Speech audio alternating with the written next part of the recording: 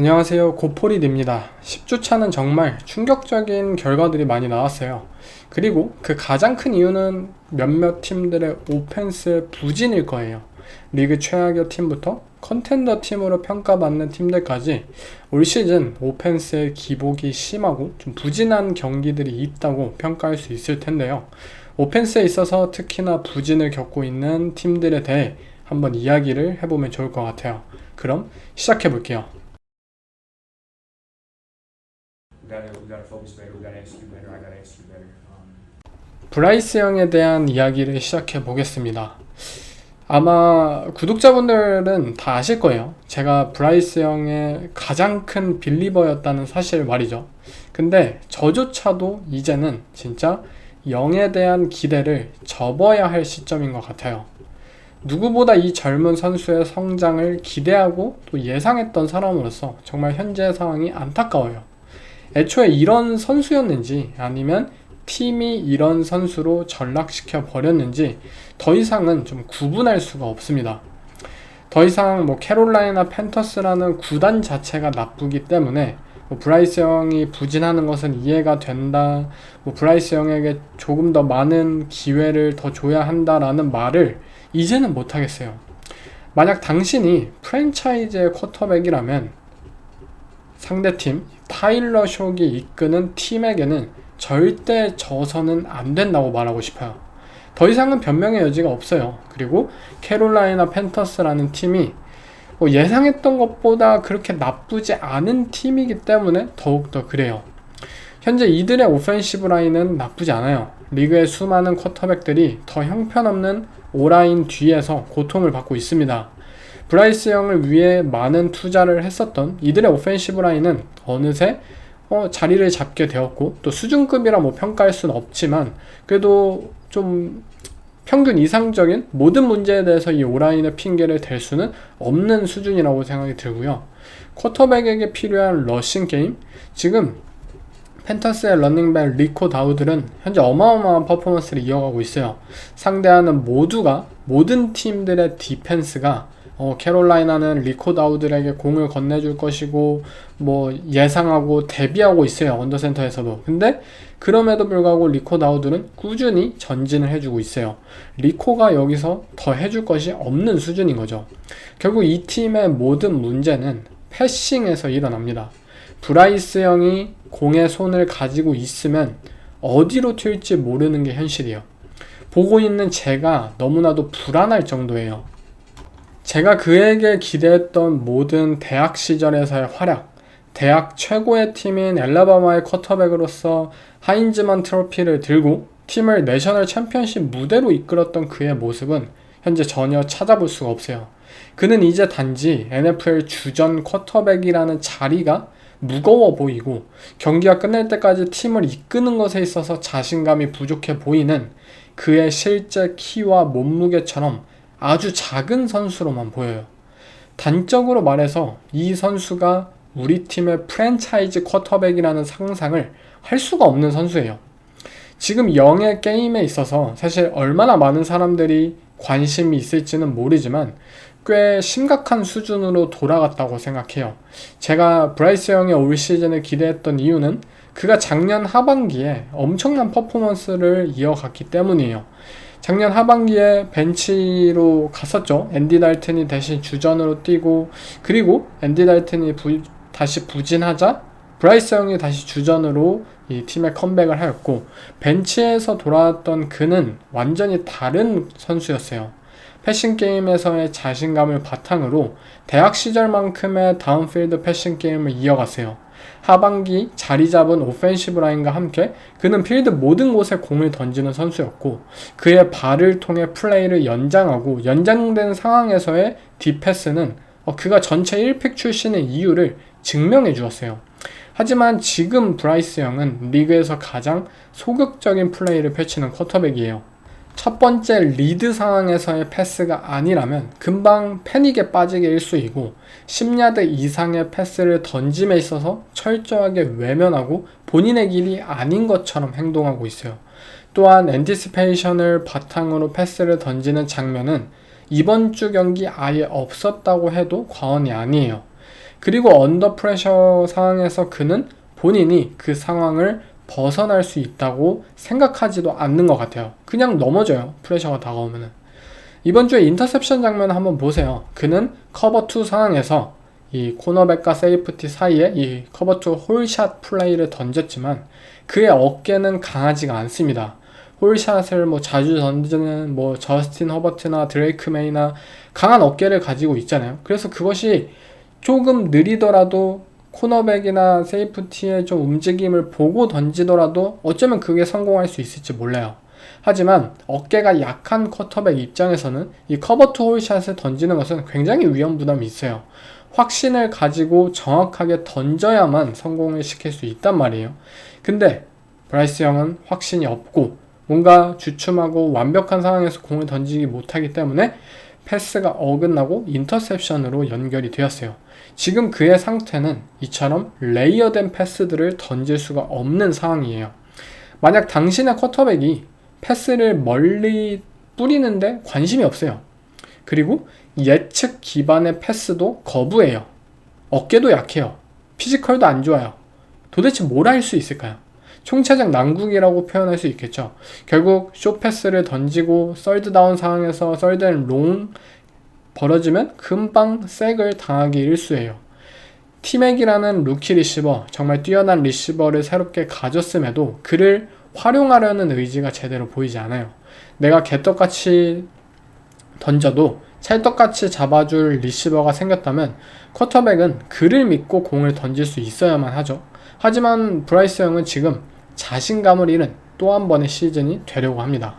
그리고 브라이스 형이 다시 형편없는 선수로 돌아간 가장 큰 이유는 감독인 데이브 카날리스에게 있다고 생각해요.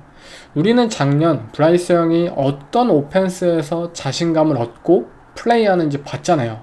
그는 MT 기반 오펜스를 플레이했을 때 모든 것을 모든 체스말을 체스판 위에 올려두고 디펜스의 모든 것을 스냅 전에 볼 수 있었을 때 그는 최고의 경기력을 뽐냈어요.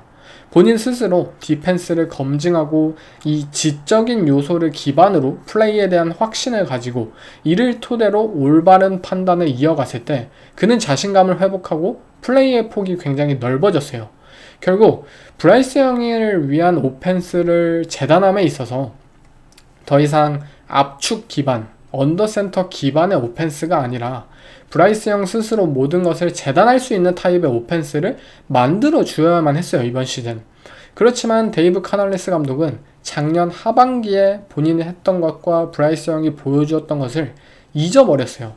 지금의 브라이스 형이라면 각성했고 성장했어. 내가 원하는 오펜스를 이끌 수 있을 거야. 나는 그가 다시 내 오펜스를 이끌 수 있을 거라고 믿어. 이게 올 시즌 데이브 카날리스 감독이 했던 것이에요.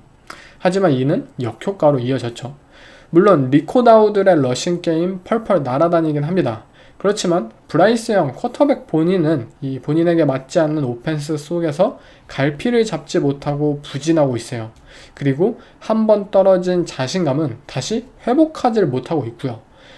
이 상황에서 캐롤라이나 팬터스 브라이스 형을 다시 벤치로 보낼 건가요? 혹여 벤치에서 돌아오더라도 그를 위한 오펜스를 다시 한번 재단할 수 있을 건가요? 지금 캐롤라이나 팬터스 구단의 의도를 전혀 알 수가 없는 상황이고요.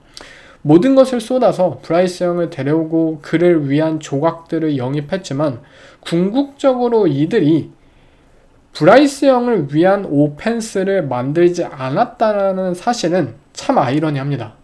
이 프랜차이즈가 앞으로 어떤 방향으로 갈지 예측이 되지는 않지만 이런 식으로 간다면 브라이스 형은 또 한 번 발전할 수 있는 기회를 날릴 뿐이라고 생각해요. 작년 하반기에 반전을 보여준 것처럼 올해도 분명히 반전이 필요하죠. 그리고 여기엔 데이브 카날리스가 본인의 오펜스를 뭔가 펼치는 데 있어서 고집을 버려야 함이 굉장히 중요할 거예요. 만약 지금 브라이스 형이 올 시즌 또 별다른 모습을 보여주지 못하고 끝이 난다. 그럼 아마 내년 시즌에는 캐롤라이나 팬터스 입장에서는 다른 쿼터백을 구할 것이 분명합니다. 4년차 시즌에 접어드는 브라이스 형에게 한 번 더 기회를 줄 것 같진 않아요. 이미 사실 3년 풀타임으로 본 거면 거의 많이 보긴 했겠죠. 결국 올 시즌 진짜 이들이 또 한 번의 리셋을 하지 않고, 그리고 뭐 데이브 카날리스 감독도 만약 브라이스 영을 실패한다면 본인 또한 이제 감독직이 사실 위태위태한 상황이기 때문에 이제라도 두 쿼터백과 두 감독 이 인물들이 무언가 확실하게 좀 맞는 그림들을 보여줄 필요가 있습니다. I feel like we've been in similar positions to what we are right now, and I feel like we've been worse off in some positions, and been able to fight through some adversity. So. 아마 이번 주 가장 충격적인 오펜스 퍼포먼스를 펼친 팀을 꼽으라 한다면 사실 대부분이 버팔로 빌스를 꼽을 것 같아요.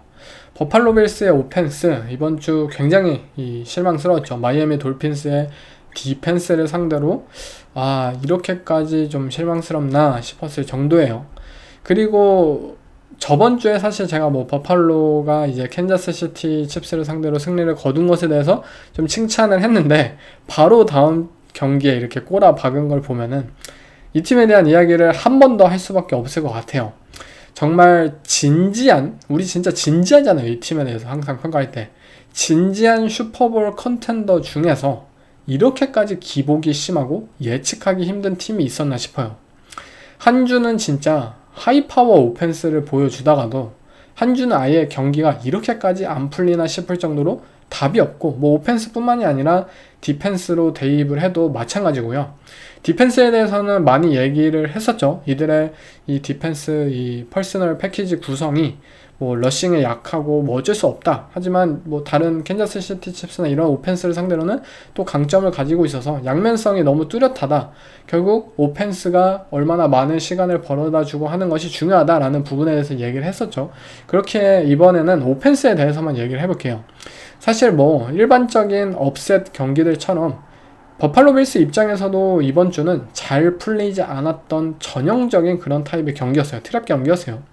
처음부터 경기 초반에 고포릿을 실패하고 또 레드존에 갔는데 뭐 펌블을 하고 조시 알렌이 이 쿼터백 스닉으로 막 15야드를 전진했는데 펌블이 됐어요. 이거 사실 아니 이런 결과를 맞이할 수 있을까 싶을 정도였죠. 그리고 투미닛 드릴에서 이 쿼터 마지막에 그 득점 기회에서 달튼 킹케이드가 좀 드랍을 하기도 하였고 뭔가 하나씩 꼬였고 또 정신을 차렸을 즈음에는 경기가 끝이 날 때쯤이었어요. 하지만 뭐 단순히 우리가 뭐 운이나 또 잘 안 풀린다는 의미 말고도 기존 버팔로 빌스의 오펜스 시스템이 가진 이 단점들을 여실히 보여준 경기이기도 했어요. 지금 빌스의 오펜스는 이전과는 다른, 뭐 스테판 딕스 시절과는 다른 본인들만이 가지고 있는 리그에서 좀 구별되는 특별한 오펜스잖아요. 정상급의 리시버가 없지만 그 빈자리를 느낄 새 없이 헤비 퍼스널을 통해 러싱을 추구하고 그 러싱을 통해서 플레이 액션과 각종 뭐 RPO 스크린 게임으로 이어지는 그런 컨셉들, 이 모든 것이 굉장히 스무스하게 맞물리고 있고 이 오펜스의 총사령관이 조시 앨런이라는 사실, 진짜 까다로운 팀이에요. 어찌 보면은.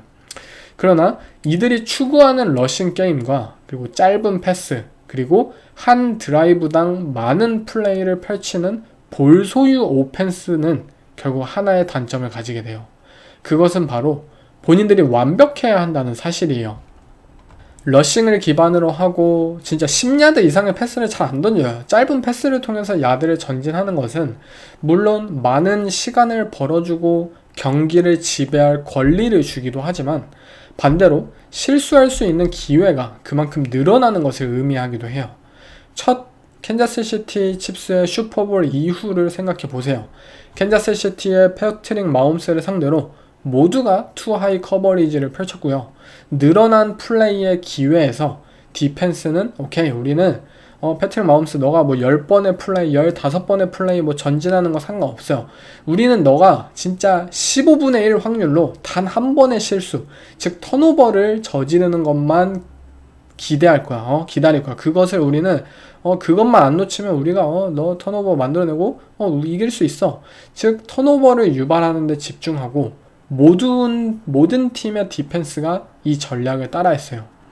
물론 지금 버팔로 빌스와 그 당시 캔자스 시티 칩스와는 분명히 다른 상황이긴 하죠. 오펜스의 구성이나 그런 색깔이.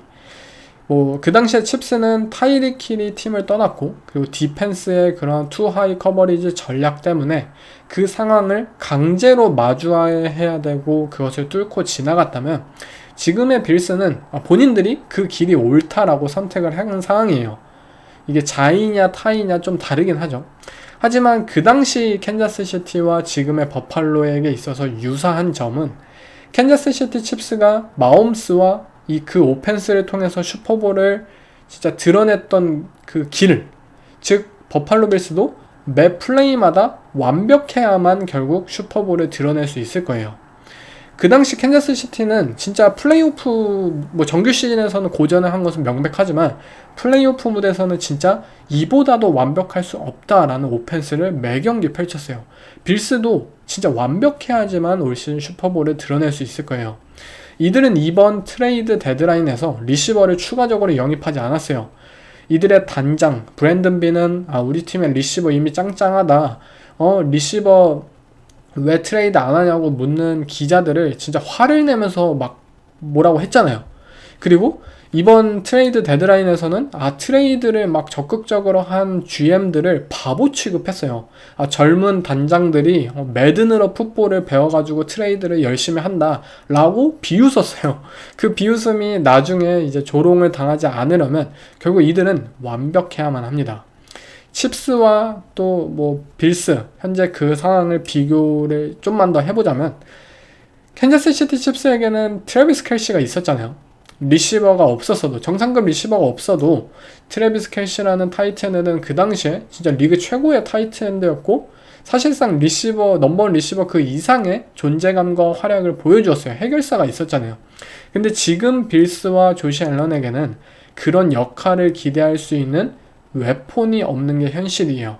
클러치 상황에서 무언가 모멘텀을 가져올 수 있는 타입의 특별한 선수가 없다는 점은 고스란히 조시 앨런에게 부담으로 작용할 것이에요. 돌핀스와의 경기처럼 러싱, 짧은 패스들, 스크린, 뭐 상대가 맨 커버리지면 그냥 메쉬 컨셉 또 펼치고, 뭐 한 번씩 스크린 RPO 던지고, 이게 끝이에요. 플레이북이 굉장히 단순해요. 퍼스널 구성도 마찬가지예요. 우리 팀 22 퍼스널 꺼내 들다가 뭐 한 번씩 13 퍼스널 꺼내 들다가 무겁게 우리 리시버 많이 안 깔아놔. 한 명 혹은 두 명 끝이야. 물론 이 단순함이 굉장히 정말 잘 가다듬고 하면은 날카로운 창이 될 수도 있지만, 본인들 스스로 컨디션이 좋지 않거나 어수선한 경기 상황이 펼쳐지면 이번 경기처럼 자충수가 될 수도 있어요. 마이애미의 디펜스가 특별히 뭘 하진 않았습니다, 여러분들. 뭐 블리츠를 많이 하거나 이런 경기가 아니었어요. 단지 이들은 오히려 템파2 커버리지를 꺼내 들었고, 그나마 빌스의 타이트 엔드들이 공략할 만한 필드의 중앙을 좀 더 필사적으로 커버했을 뿐이에요. 아웃사이드의 공간, 이 넘버 바깥의 그 공간에 있어서 혹은 세이프티 뒤로 지나갈 그 최후방을 사실 버팔로 빌스 입장에서 자신있게 뚫고 지나가줄 리시버가 현재 없다는 사실, 이것이 굉장히 중요합니다. 물론 키온 콜먼이 한 방 해주긴 했어요, 그 터치다운 장면에서. 근데 이게 키온 콜먼이나 또 다른 리시버들이 이게 자주 이게 벌어져야 돼요. 근데 이게 가뭄에 콩나듯 뭐 3경기에 한 번 아웃사이드에서 사이드라인 따라서 30야드짜리 터치다운 잡아주고 이렇게 항상 일어나잖아요. 이게 매 경기 펼쳐져야 하는데, 일관성 있게 상대 디펜스를 숫자 바깥에서 아웃사이드에서 위협할 수 있고, 스피드를 통해서 상대의 뭐 투 하이 커버리지, 쿼럴스 커버리지를 진짜 그냥 깨 부술 수 있는 존재가 없다는 사실. 만약 이들이 이번 경기처럼 리드를 당하고 있거나 또는 본인들의 컨디션이 좋지 않아서 플레이가 길어질수록 실수를 할 확률이 높아지는, 펌블을 저지르거나 또는 개개인이 페널티를 또 저지르거나 그런 상황이라면 과연 이들은 어떻게 해결을 할 수 있을 건가요?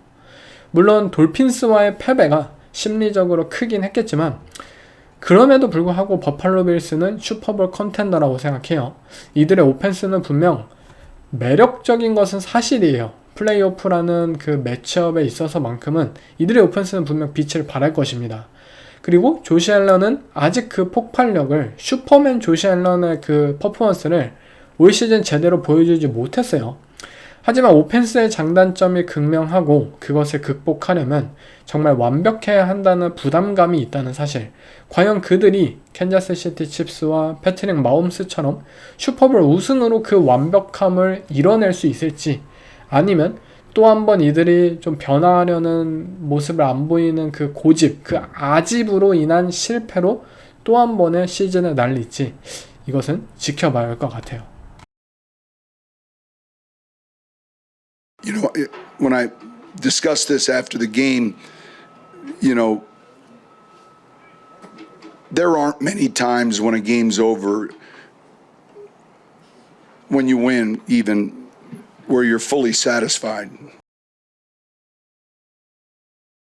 이 팀은 아마 이번 주 가장 논란이 된 팀이지 않나 싶어요. 일단 이 오펜스로 아니 디비전 1등? 리그 1등을 하는 게 맞나 싶은 팀이에요. 바로 보닉스가 있는 덴버 브론커스죠. 정말 덴버 오펜스를 매주 보는 게 힘들다고 해도 과언이 아닐 거예요.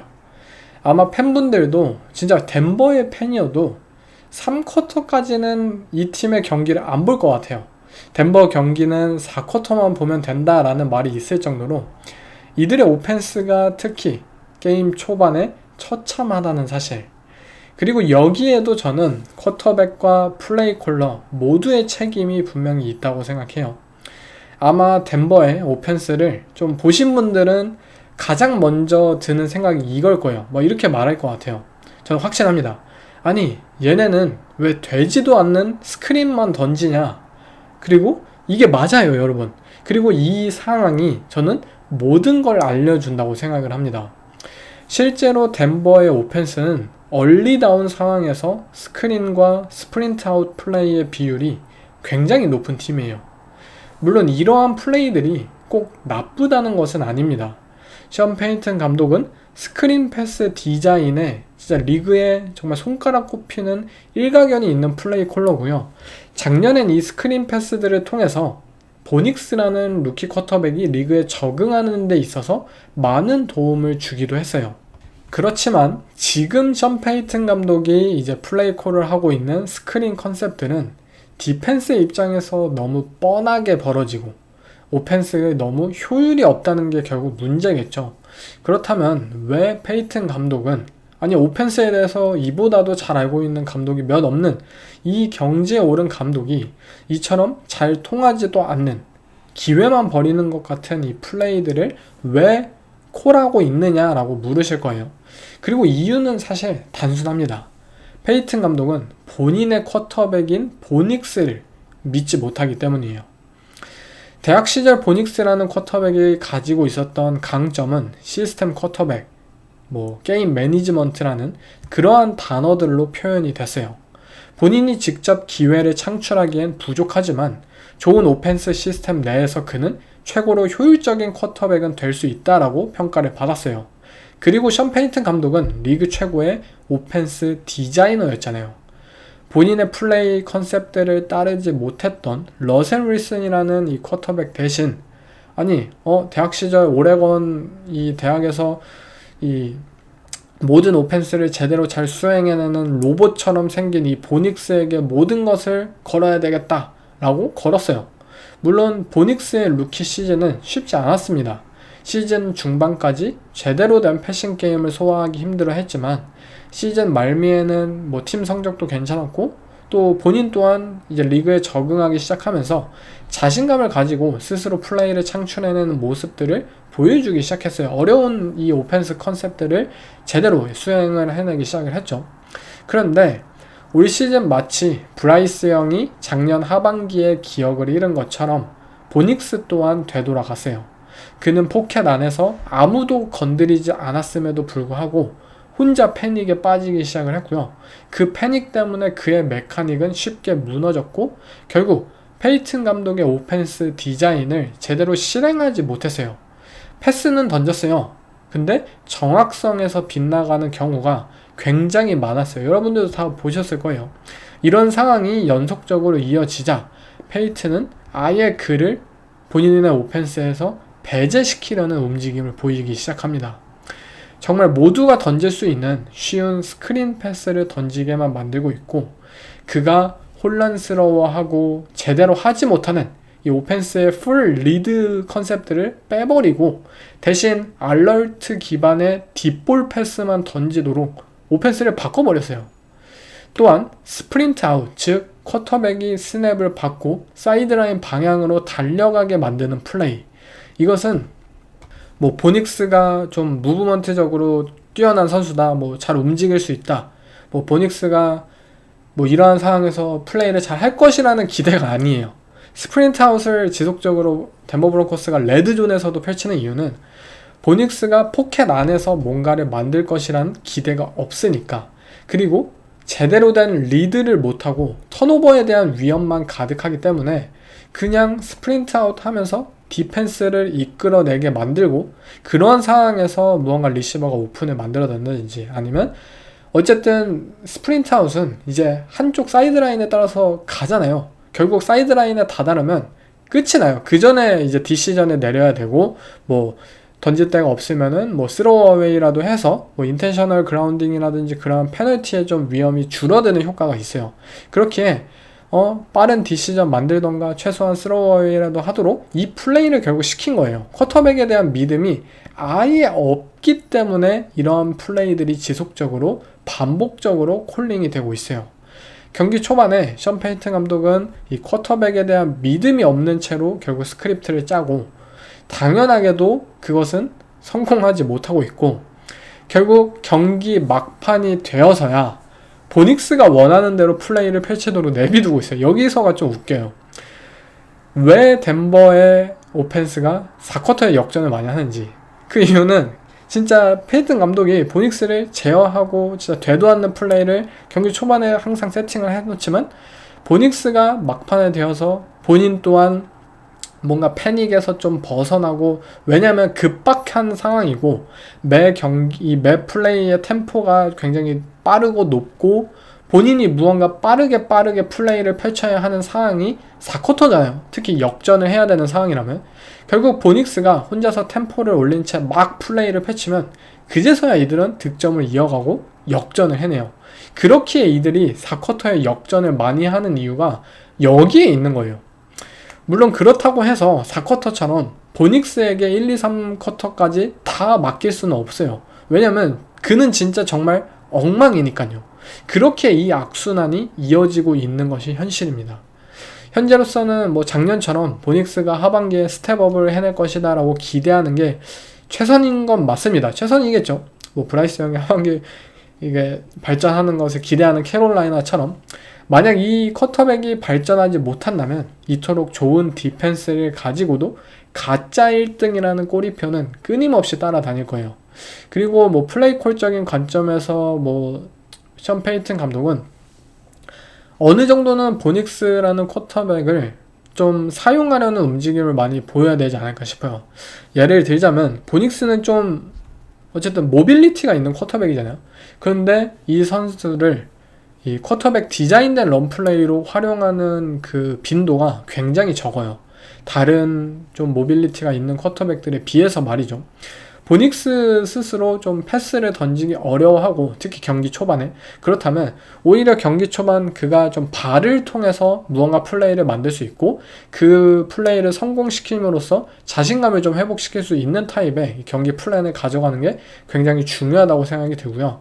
또 단순히 딥볼만 막 던지고, 왜냐면 그나마 보닉스가 딥볼이라도 던진다면은 뭐 턴오버의 비율이 좀 더 적어지고, 그래도 뭐 딥볼은 생각 안 하고 그냥 잘 던질 수 있으니까 그렇게 콜을 하고 있는데, 너무 디펜스 입장에서는 간파하기가 쉬워요. 물론 그것이 때때로 성공을 해서 뭐 프랭클린이나 이런 선수들이 막 활약을 보이는 경우도 있지만, 그것은 제대로 된 드라이브의 결과가 아니라고 저는 생각이 들고, 보닉스가 못하더라도 지금처럼 너무 단순한 플레이 콜을 지속하는 것은 해결 방법이 아니라고 생각이 듭니다. 결국 그가 좀 더 그나마 좀 편하게 펼칠 수 있는, 특히 슬롯에서의 타겟을 좀 더 이 첫 번째 리드로 활용을 해서 굉장히 빠른 뭐 3스텝 드랍백 패싱 컨셉을 기준으로 무언가를 짠다든지, 아웃사이드 리시버로서의 뭐 스피드 아웃이나 이런 것들을 봤을 때는 좀 정확성이 떨어지는 게 사실이기 때문에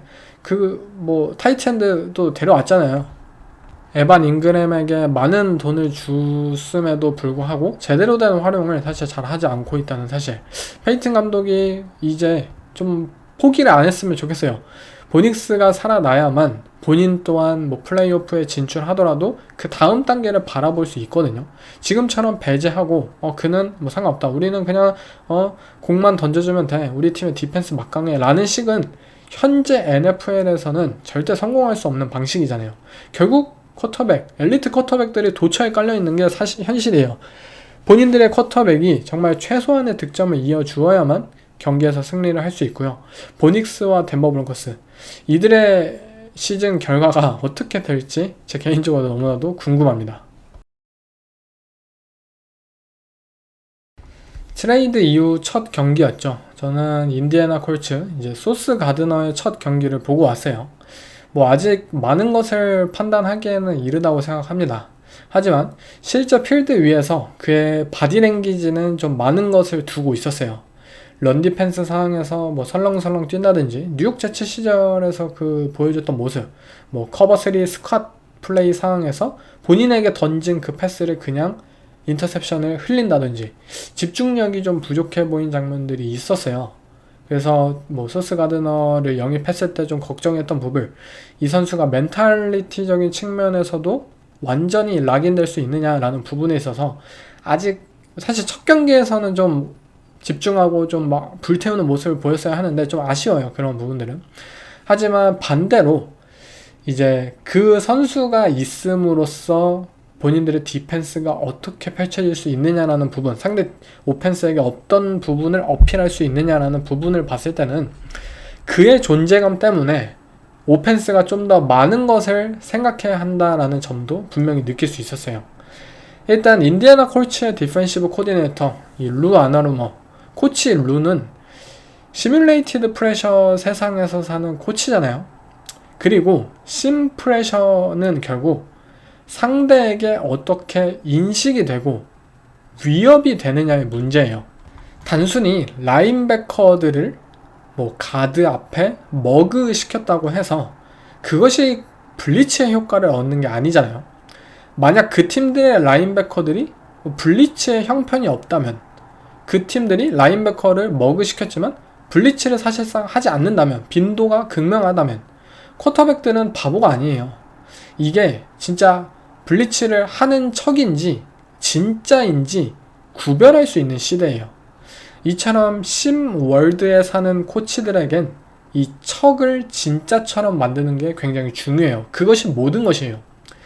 인디애나에게 있어서 누구든지 이 상대 넘버원 리시버를 팔로우 가능한 셧다운 코너백이 있다는 사실, 소스 가드너가 있다는 사실은 결국 이 척을 진짜처럼 만들게 합니다. 제로 블리츠 상황에서 이들은 매치업이 가능한 코너백진을 가지고 있어요. 상대 리시버가 뭐 모션을 하든 따라다니고, 상대 리시버가 넘버1이든 넘버2든 넘버3든 어떤 선수 타겟으로 집중시키는 선수든 상관없어요. 소스 가드너가 결국 막아줄 거예요. 잘 커버해 줄 거예요.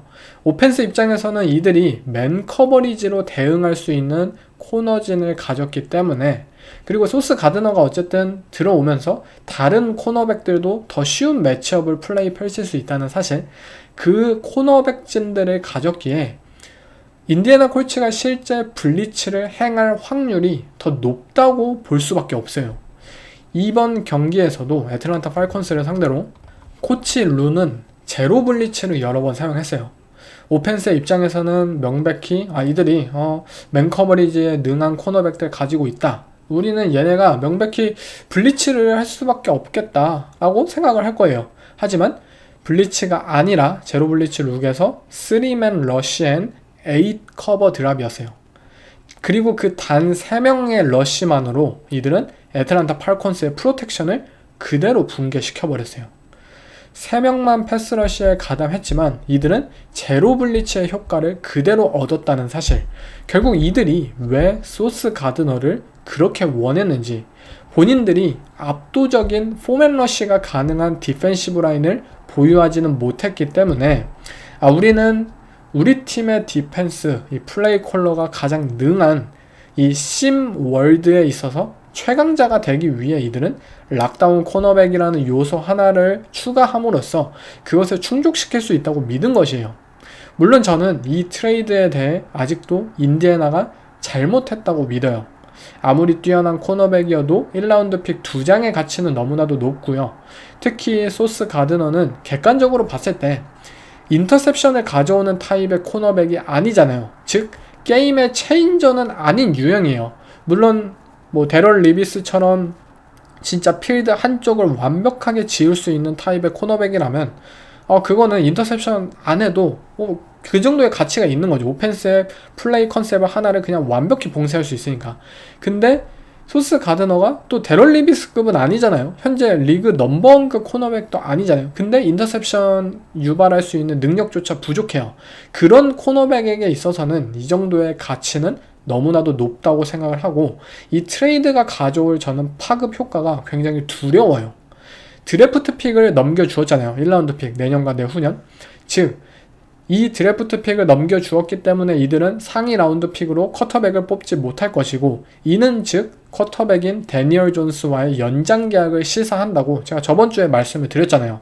근데 우리 이 장면 본 적이 있지 않나요? 오버랩 되지 않아요? 데니얼 존스가 미네소타 바이킹스와의 플레이오프 경기에서 승리를 거두었고, 그들의 에이전트는 데니얼 존스가 이제 FA로 풀렸을 때 데니얼 존스의 가치를 과하게 부풀렸고, 이 쿼터백은 대체할 수 없다. 결국 데니얼 존스, 이 뉴욕 자이언츠에게 완벽한 레버리지 우위를 가진 채, 협상의 레버리지를 가진 채 4천만 달러에 달하는 진짜 본인의 그 플레이 이상의 몸값을 받게 만들었어요. 뉴욕 자이언츠 입장에서는 플레이오프 승리를 거둔 쿼터백을 놓칠 수 없었고, 그 결과 협상의 레버리지가 처음부터 데니얼 존스 쪽으로 기울었다는 사실. 근데 지금 인디애나 콜츠 보세요. 인디애나 콜츠 슈퍼볼 올인을 하고 있죠. 그리고 쿼터백을 뽑을 드래프트 픽이 없죠. 이 모든 상황을 보고 데니얼 존스와 데니얼 존스의 에이전트는 지금 막 한박 웃음을 짓고 있을 거예요. 본인들의 쿼터백이 또 한 번의 연장 계약을 할 시점에서 거의 압도적인 레버리지를 가지고 있다고요. 아마 데니얼 존스는 이 쿼터백 계약적인 부분에서는 진짜 역사상 가장 운이 좋은 쿼터백이지 않을까라고 생각이 드는 정도입니다. 결국 만약 인디애나 콜츠가 정말 슈퍼볼에 올인하고 싶어서 뭐 드래프트 픽 다 조까 그냥 우리 다 선수 데려올 거야 라는 이 LA 램스처럼 그 올인의 계획이 있었더라면 이들은 데니얼 존스를 일단 연장 계약부터 하고 움직였어야 저는 된다고 생각이 들어요. 지금 이 올인 계획이 발동된 상황에서는 멈출 수가 없어요. 조나단 테일러가 내년이면 27살이고요. 뭐 마이클 핀맨 주니어 29살, 또 포레스트 버크너 32살, 케니 무어 31살. 팀의 주축들이 늙은 팀이 되어버려요, 내년이면.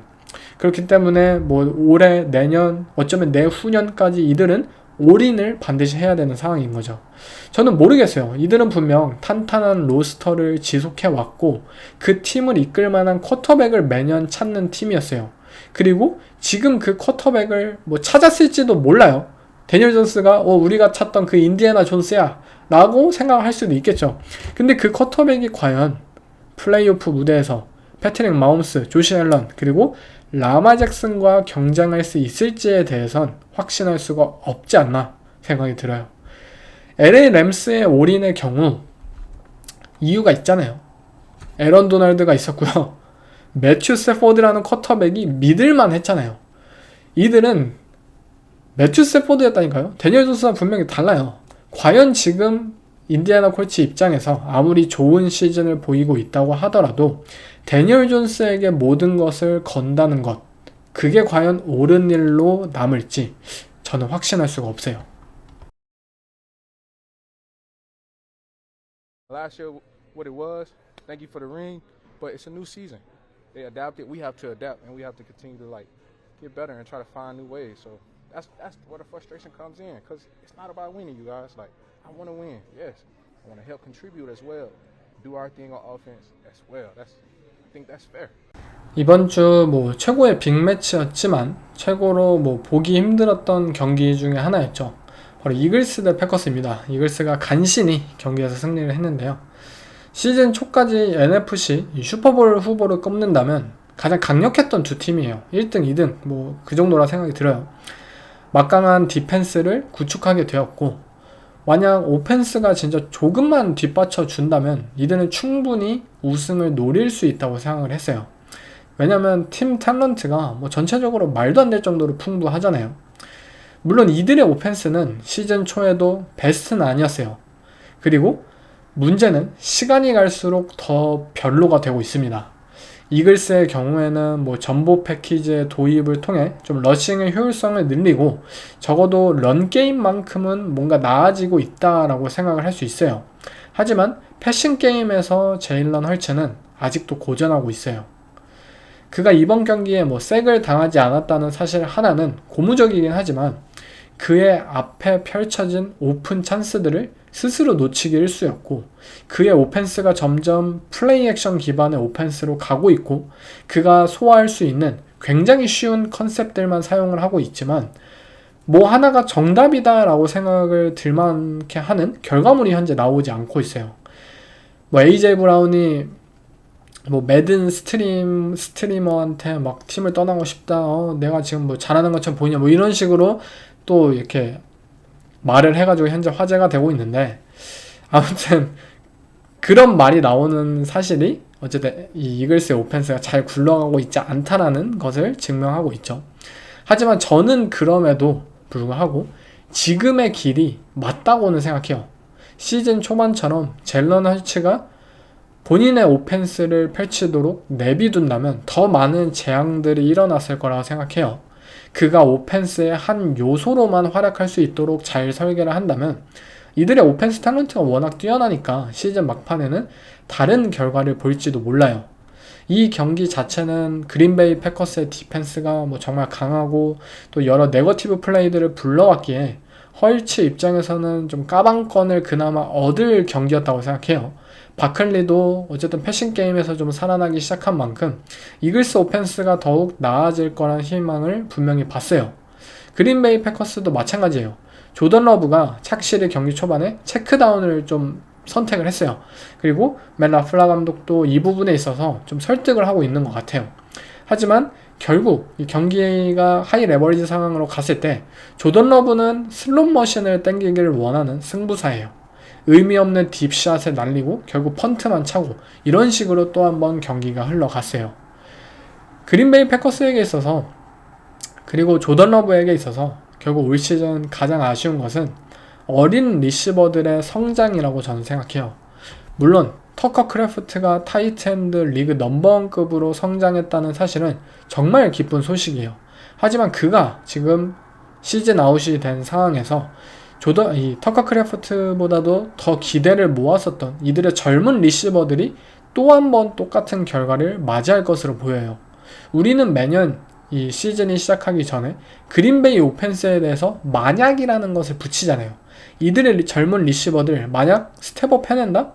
그러면 오펜스 끝장날 거다. 조던 러브와 함께 말도 안 되는 오펜스를 바탕으로 슈퍼볼에 진출할 거다.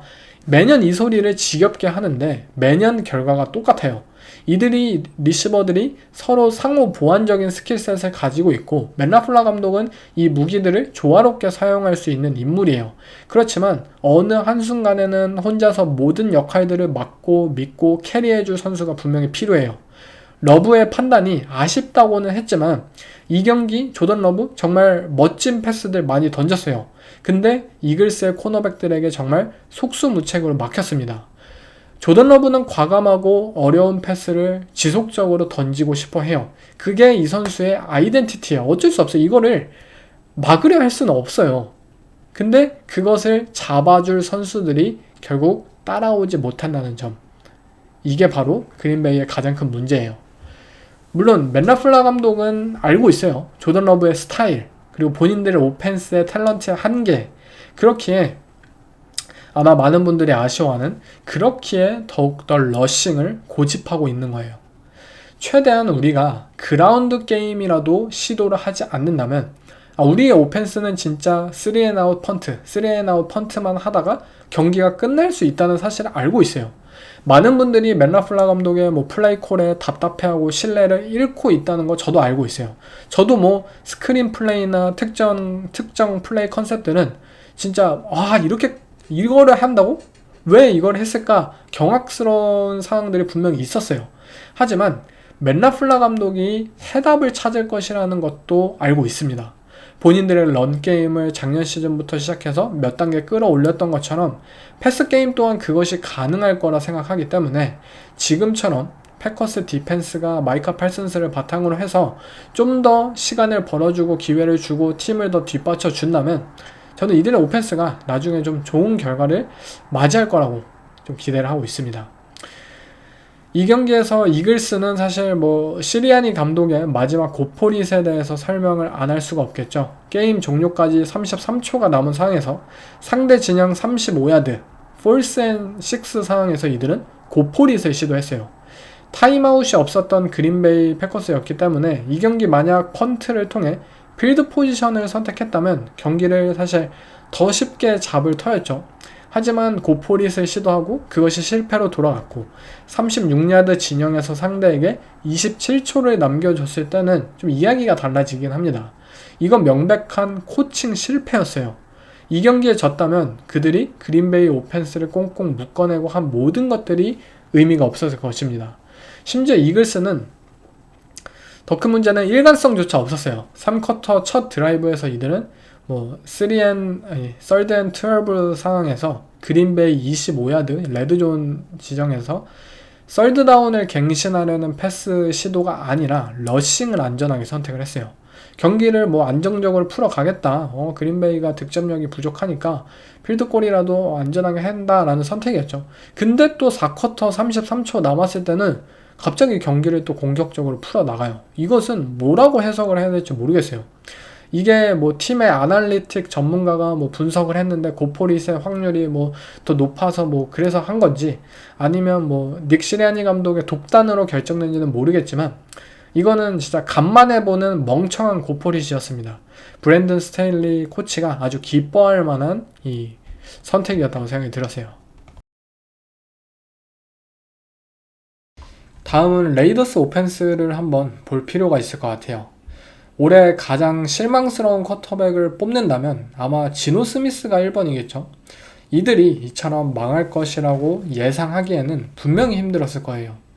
사실 쿼터백 부진을 겪고 있는 다른 팀들을 보자면 특정한 한두 가지가 큰 문제다라고 지적을 하잖아요. 근데 이 레이더스, 이 팀은 그냥 모든 게 문제예요. 첫 번째로 지노 스미스라는 쿼터백, 이 쿼터백은 예전 뉴욕 제츠 이 버스트 시절의 지노 스미스로 돌아갔어요. 제가 알던 그는 시애틀에서 이 빠르고 공격적인 디시전 메이킹을 바탕으로 무리 없는 다운필드 패싱 게임을 선보였고 뛰어난 포켓 프레센스를 바탕으로 안정적으로 플레이를 펼치는 선수였어요. 그러나 지금 지노 스미스는 엉망진창입니다. 오픈 찬스가 열린 것을 응시하고 있음에도 공을 던지지 않고 있고요. 느린 디시전 메이킹 속에서 끊임없이 혼자 이 프레셔를 자초하고 있고 그가 던진 패스들은 리시버가 아닌 상대 수비수의 가슴팍으로 꽂히고 있어요. 그냥 그의 플레이 모든 것이 문제이기 때문에 뭐라고 더 말씀을 드리기가 어려운 상황이에요. 두 번째 문제는 레이더스라는 팀이 정신 못 차리는 지노 스미스를 돕지 못하고 있다는 점이겠죠. 이 팀의 오펜시브 라인은 리그 최악이에요.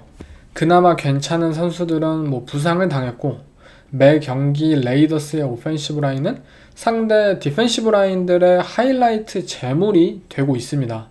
결국 이 오펜스의 동력이 되지 못하고 있고 이는 런게임으로도 고스란히 이어지고 있어요. 이들의 이번 드래프트 전체 6번 픽 러닝백인 젠티에 대해서 사실 오라인이 너무나도 허접하기에 그가 활약하기 힘든 환경은 맞아요.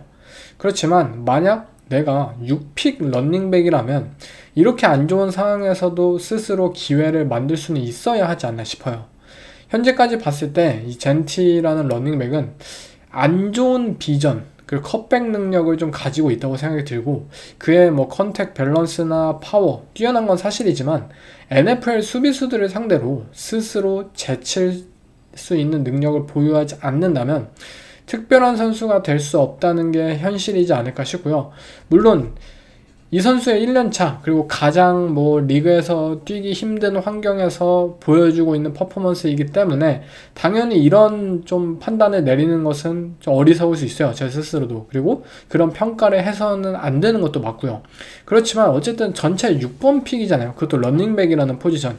즉시 전력으로서 무언가 다른 본인이 왜 스페셜한 선수인지를 보여주어야 하는 포지션이기 때문에 이 선수가 아무리 그래도 무언가 진짜 번뜩이는 모습을 뭐 경기당 몇 번의 플레이를 보여주는 것이 당연하지 않나. 근데 그 부분을 현재까지는 좀 보여주지 않고 있기 때문에 저는 뭐 오펜시브 라인, 쿼터백 다 안 좋은 건 알지만 런닝백인 젠티도 분명히 이 부진에 좀 어느 정도 기여를 하고 있다고 생각이 듭니다. 세 번째 문제는 리그에서 가장 많은 돈을 받고 있는 오펜시브 코디네이터이죠. 칩 켈리예요. 그가 오하이오 스테이트에서 뭐 커리어를 되살렸을 때는 이번엔 분명히 다를 것이라고 생각했어요. 하지만 되지도 않는 플레이를 반복적으로 콜하고 있고요. 지노 스미스가 시애틀에서 잘했던 것을 뭐 플레이북에 넣기보다는 그냥 아무 의미를 모르겠는 플레이들을 나열하고 반복하고 뭔가 시킨스가 부족한 그러한 집들을 하고 있어요. 그리고 뭐 인터뷰나 그런 것도 봤을 때 너무 무책임합니다.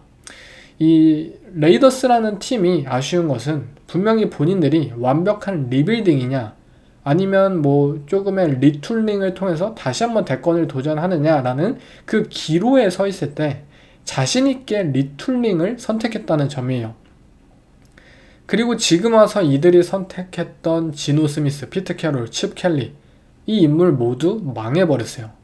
다시 한번 뭐 리빌딩이나 리툴링을 하기에는 현재는 또 너무 멀리 돌아온 거죠. 마크 데이비스는 이번에도 돈만 날린 것 같아요. 멋있는 뭐 레이더스의 경기장, 저도 사실 신혼여행 갔을 때 봤거든요. 근데 티켓 값이 너무 비싸서 보지는 못했는데 이 경기력으로 그 돈을 받는다는 게 참 본인들 스스로 부끄러워해야 한다고 생각이 들어요. 진짜 답이 없는 수준입니다. You know, stinker every now and then. You just got to, you know, bounce back, get back to the things you do, and get back in your routine, and try and be better the next week. 마지막으로는 썬데이 나잇 풋볼에서 이제 공개 망신을 당한 스틸러스 오펜스예요. 여러 번 이야기를 했었죠. 이들이 현재까지 뭐 나쁘지 않게 이 오펜스 측면에서도 시간을 보낸 것은 사실이지만 오펜스의 한계가 너무 뚜렷하기 때문에 이들이 끝까지 잘 되는 거는 좀 어렵다라는 사실을 말이죠. 에런 로저스는 분명 많이 늙었습니다. 진짜 아직도 어깨만큼은 뭐 젊은 선수들보다 뛰어나다고 표현할 수 있지만 그는 더 이상 플레이를 창출할 수 있는 선수가 아니에요. 그렇기에 그는 압박에 벌벌 떠는 쿼터백이 되었어요. 누가 자기 몸을 건드리는 것을 극도로 싫어하기 때문에 공을 그 누구보다 빨리 던지는 쿼터백이에요, 현재. 결국 이런 쿼터백의 특성상 오펜스는 적합한 탤런트를 가지고 있든 아니든 약 기반의 오펜스 구조를 가지게 돼요. 야드 애프터 캐치.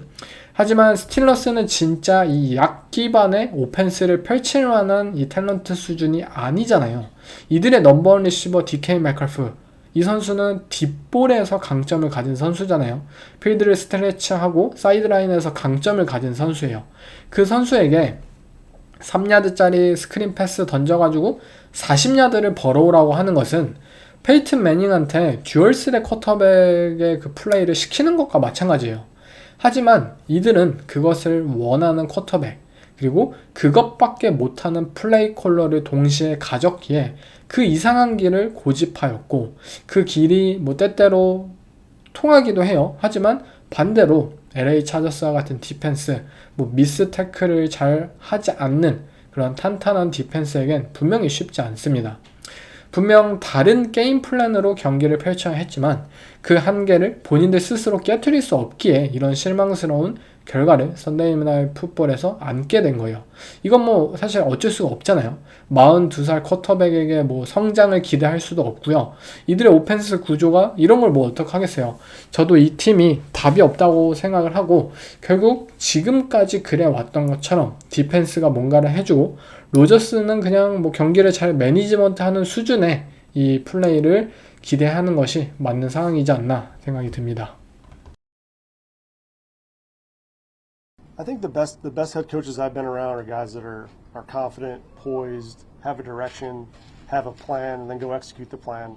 And if something goes just a little bit different, then you go back and you adjust. You have flexibility to adjust, accountability, holding guys accountable to the highest standard. If it's not right, fix it. Don't wait and let things just kind of trickle and snowball, right? So you want to be able to do that. Guys that empower players to be their best. 자이언츠의 감독 브라이언 데이볼이 드디어 해고가 되었습니다. 뉴욕 자이언츠를 이끈 지 지금 4년째였는데 그동안 20승 40패 1무라는 기록을 가지고 생각보다 오래 버티지 않았나라고 생각이 듭니다. 1년차 시즌에 그 플레이오프 승리를 거둔 이력 하나로 지금까지 버틸 수 있었다고 생각해요. 하지만 현재 뉴욕 자이언츠의 상황, 지금 잭슨 다트라는 이 프랜차이즈 쿼터백을 찾은 듯한 이 뉴욕 자이언츠인데 조시 앨런과 이 성장을 함께 하면서 쿼터백 구루로 이 분류되던 감독을 해고한 뉴욕 자이언츠. 이걸 과연 어떻게 해석을 해야 할까요? 일단 먼저 브라이언 데이볼 감독은 해고될 만했어요. 앞서 뭐 덴버 브론코스가 4쿼터 역전의 팀이라고 설명을 드렸잖아요. 반면에 자이언츠는 4쿼터에 역전을 당하는 팀이었어요. 이들은 항상 앞서 나가다가도 4쿼터에만 접어들면 상대 쿼터백에게 연속해서 뭐 터치다운을 내주고 그런 상황에서 뭐 진짜 속수무책으로 그냥 방관만 하는 이 경기 운영적인 관점에서 브라이언 데이볼 감독은 리그 최악이었어요, 올해. 작년 뭐 시카고 베어스의 맷 이버플러스 감독이 뭐 운영을 못한다고 욕먹고 막 결국 해고된 것처럼 브라이언 데이볼 감독도 올 시즌 이 감독의 이 경기 운영이라는 측면에서는 정말 재앙과 같은 수준이었습니다. 결국 팀의 승리를 지키지 못한다는 점, 이건 NFL에서 가장 중요한 요소예요. 아무리 우리가 뭐 젖잘싸를 외친다 한들 결국 중요한 것은 승리예요, 이 리그에서. 브라이언 데이볼은 분명 이 최종적인 승리를 확정 짓는 데 있어서 지난 3년간 너무나도 형편없었던 감독입니다. 우리는 감독으로서 정말 프로페셔널한 사람을 원하잖아요. 우리 팀의 오펜스, 우리 팀의 디펜스, 스페셜팀, 이들이 뭐 기복이 있고 뭐 잘할 수 있고 못할 수 있고 뭐 다 그런 상황이 있고 그런 경기가 있죠. 하지만 결국 중요한 것은 최종 스코어상 우리를 승리시킬 수 있는 게임 운영을 하는 감독을 모든 팀들은 원하고 있어요. 이 측면에서 브라이언 데이볼은 너무나도 아마추어 같았을 뿐이에요.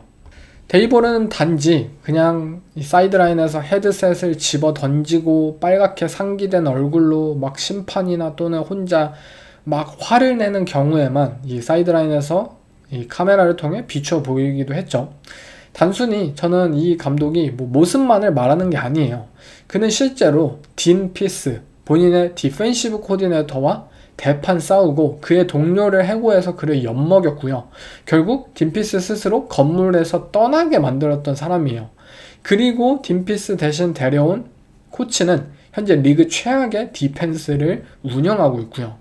본인들이 이 디펜스에 어마어마한 투자를 했음에도 불구하고 이런 상황이라고요.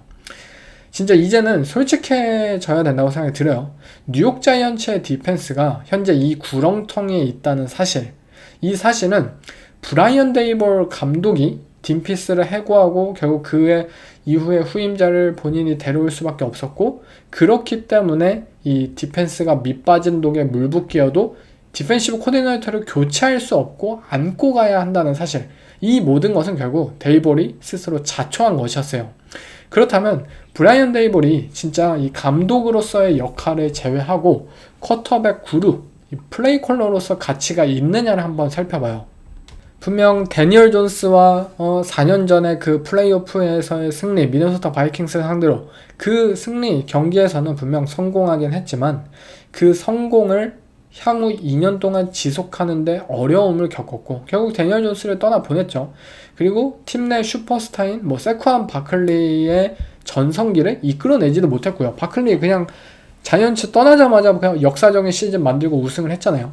그리고 지금 상황에서 이들은 잭슨 달트라는 미래 프랜차이즈 스타를 얻은 것처럼 보여요. 근데 잭슨 달트가 지금 NFL에 온 지 3달밖에 되지 않았는데 그는 뇌진탕 프로토콜에 4번이나 벌써 등재가 되었어요. 당신의 쿼터백을 죽일 것인가요? 그의 운동 능력을 활용하는 거? 당연히 좋죠. 우리 다 알죠. 근데 우린 그것이 디펜스를 위협하는 하나의 수단으로 작용하기를 원하지 그것이 목적으로 작용되길 원하진 않아요. 왜냐하면 쿼터백이잖아요. 애지중지 지켜야 하는 포지션이에요. 우리 팀의 모든 것이라고요. 우리 프랜차이즈에. 잭슨 달트가 매 경기 이 뇌진탕 때문에 경기에 뛸지 안 뛸지 예측하고 러셀 윌슨과 제이미스 윈스턴이 선발 쿼터백으로서 이 뉴욕 프랜차이즈 이끄는 모습을 우리가 봐야 하는 게 맞는 방향일까요? 브라이언 데이볼은 이 시한폭탄처럼 팀을 운영했다고 생각해요. 그리고 모든 과정이 분명히 아마추어 같고 좋아 보이지 않았음과 동시에 결국 중요했던 승리를 얻지 못했어요. 그렇기 때문에 해고는 시간 문제였다고 생각이 합니다. 그렇다면 우리가 여기서 드는 의문은 단 하나예요. 왜 브라이언 데이볼 감독 혼자 해고가 된 걸까? 단장인 조슈에는 왜 같이 해고되지 않은 거지? 보통 감독과 단장은 한 몸이라고 하잖아요. 같이 고용되기도 하고 따로 고용이 되더라도 시차가 있더라도 모든 게 망하고 2승 8패 팀이 리셋을 눌렀을 때는 해고가 같이 될 확률이 분명히 높아요. 근데 존 마라 이 구단주는 단장만은 남겼어요. 그와 함께 새로운 감독을 고용할 생각일까요? 아니면 조슈엔이 브라이언 데이볼에게 진작에 선긋기를 한 걸까요? 물론 자이언츠 입장에서는 현재 본인들의 팀이 가진 이 탤런트를 만족할 수는 있을 거라고 봅니다. 리그 최고의 디펜시브 라인이라고 해도 과언이 아니고 또 올해는 드래프트를 통해서 잭슨 달트라는 미래 프랜차이즈 쿼터백을 얻어낸 해고요. 2024년 작년 드래프트에서는 최고의 성과를 보이기도 했어요. 이 성과를 바탕으로 우리 팀의 문제는 탤런트를 잘 모은 단장이 아니라 그냥 이걸 잘 사용하지 못한 감독의 문제다라고 1차원적으로 생각할지도 몰라요. 근데 저는 모르겠어요. 이들이 모은 탤런트들 화려하다고 생각을 해요. 분명 정말 좋은 감독을 만난다면 다른 결과를 선보일지도 모르겠죠. 그러나 이게 결국 항상 좋은 결과로 이어지지 못한다는 점들, 그가 조슈엔이 데니얼 존스에게 연장 계약을 준 시점에서 프랜차이즈가 뭔가 어긋나기 시작했다는 점, 세쿠안 바클리 프랜차이즈의 스타 러닝백을 필라델피아 이글스로 보내게 만들었다는 점, 지금 와서 뉴욕 자이언츠의 이 팀 탤런트, 단순히 페이퍼상으로 바라봤을 때 그것이 좋으니까 이 모든 것을 덮고 가도 된다는 게 저는 좀 이해하기 어렵습니다. 2017년에 뉴올리언 세인츠는 역사상 최고의 드래프트를 선보였어요. 그리고 그 이름값 하나로 진작에 잘리고도 남았을 미키 루미스 단장은 아직도 뉴올리언 세인츠의 단장이에요. 물론 훌륭한 드래프트를 하는 것 굉장히 중요하죠.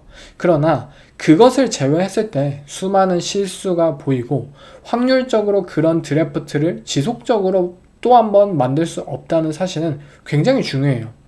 뉴욕 자이언츠가 리그 최고의 디펜시브 라인을 보유한 건 사실이에요. 그런데 그 디펜시브 라인이 사실 상대 쿼터백을 정말 무지막지하게 압박하는 수준은 아니고요. 그리고 그 D라인 뒤에 라인베커들은 어디 길거리에서 뛸 만한 선수들을 데려왔어요. 이들이 앤드류 토마스를 찾은 것에 대해서, 레프트 태클을 찾은 것에 대해서 모두가 잘하고 있다 떠들고 있지만 에반 닐이 망했던 것은 아무도 주목하고 있지 않아요. 결국 본인들이 추구하는 방향에 따라 탤런트를 채우고 그것을 실제 결과물로 연결하는 것. 자이언츠는 분명 탤런트를 보유하긴 했어요.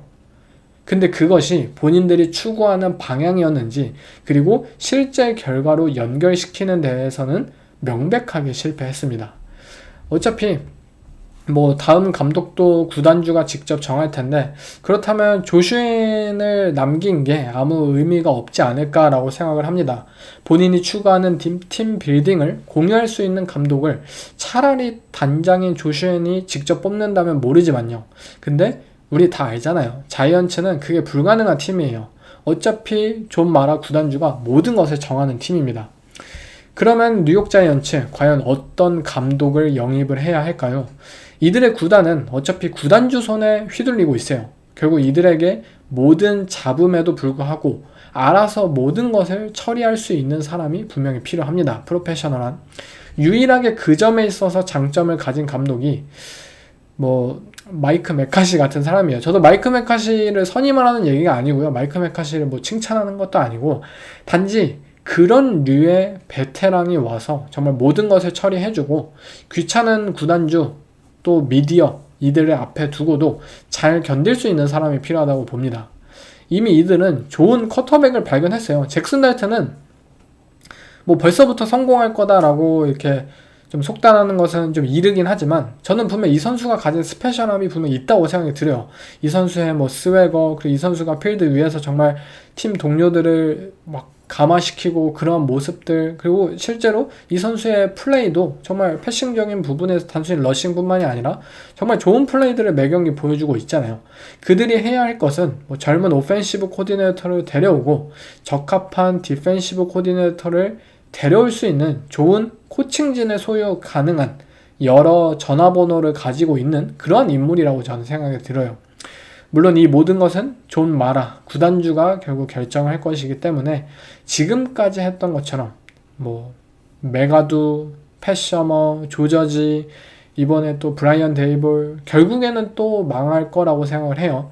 하지만 잭슨 달트가 있기 때문에 기대를 좀 해볼 만은 한데 과연 이들이 정말 진정 좋은 코칭진을 보유하게 될지에 대해서는 확신이 없습니다. 네, 이상 부진한 오펜스를 보인 팀들 한 번씩 살펴봤는데요. 제가 부두수를 한 거면 좋겠어요. 진짜 방금 얘기했던 팀들 모두 이번 주 12주차에 진짜 좋은 결과를 보이길 저 또한 기원을 합니다.